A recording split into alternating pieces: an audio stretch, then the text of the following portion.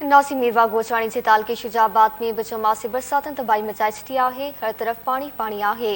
वॾी तादाद में ॻोठनि में आवाम बरसाती पानी में फाथल आहे। उन हवाले सां अपडेट करे रहियो आहे अरशद अली रुस्तमानी। जी असीं इन वक़्तु मौजूद आहियूं मीरवा गोरचाणी लॻ यूसी वडल शाह जे ॻोठ मोहम्मद उमर माछी में। ऐं तव्हांखे ॿुधाईंदा हलूं ही ॻोठ जेको आहे चौमासी बरसातनि जेके सॼी सिंध में तबाही मचाई आहे उते हिन ॻोठ खे बि शदीद मुतासिर कयो आहे। ऐं हिन वक़्तु तव्हां मुंहिंजे बैक साइड ते ॾिसी सघो था जेको चौमासी बरसातनि जो जेको पाणी आहे अञा ताईं हिन ॻोठ मां निकाल न थी सघियो आहे। ऐं हिन ॻोठ में जेको पाणी जे जेको मुकमल तौर ते ई पाणी हेठि ई मुकमल ॻोठ ऐं ॿियो हिन जेको बरसाती जेको तबाही मचाई आहे हिते कई जेके घर आहिनि उहे ढही पट थी विया आहिनि।